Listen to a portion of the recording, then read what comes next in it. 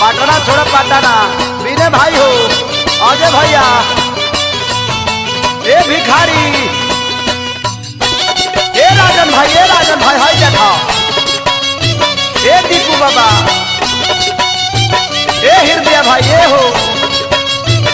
ए शंकरमपुरे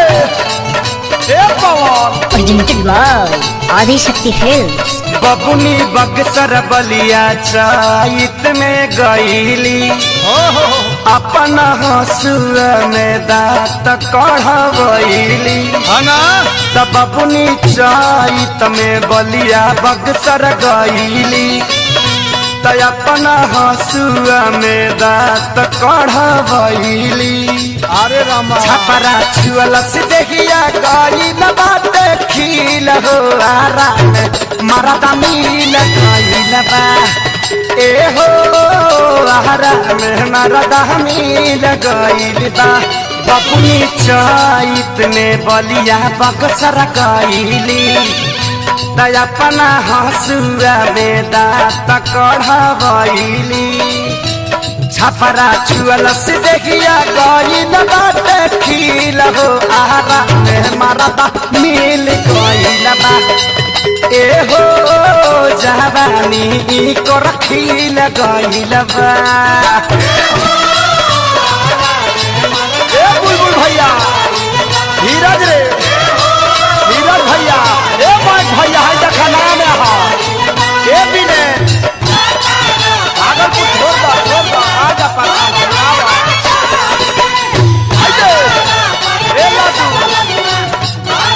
भैया हो भैया भैया खाए गाड़ी लो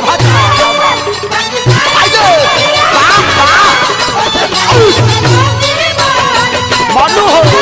एक मत छोड़ दो मेरा कहा मुरली भैया रजुआ रे तुमको छोड़ दे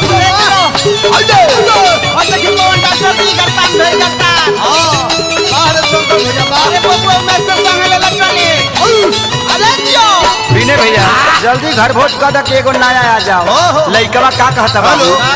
बबुआ मोहनिया डिहरी गईली सासाराम हो लागल जब घाम त पाका के खैली आम हो ए हो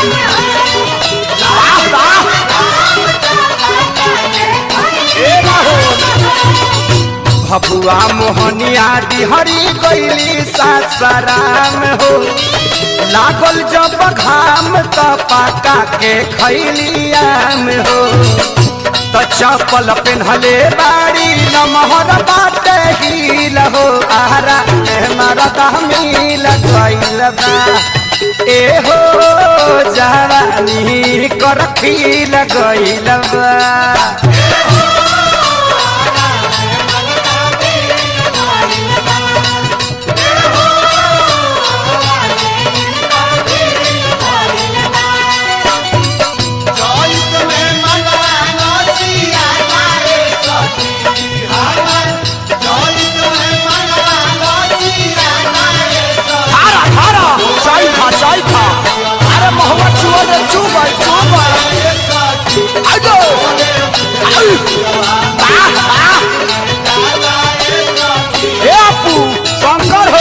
भैया आई देखो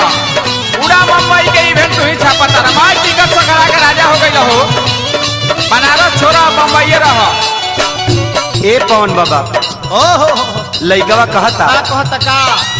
हाजीपुर सिवान में बिहान हो कैली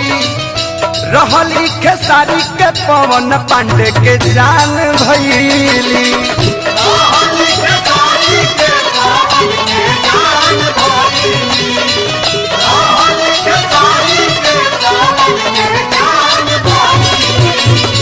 हाजीपुर सिवान में बिहान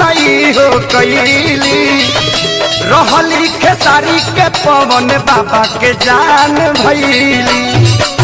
त पूरा जिला करतावे इहे फील हो आहारा में मरदा मिल गईल बा ए हो कहा ई कर डील भइल बा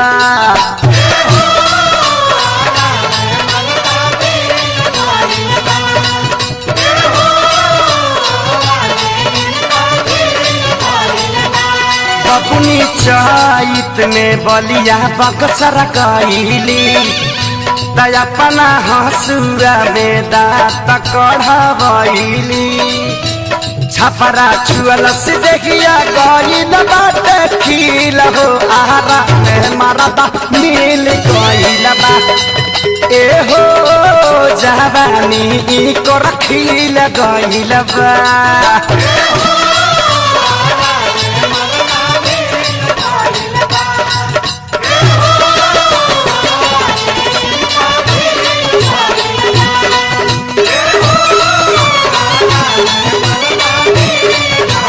Presented by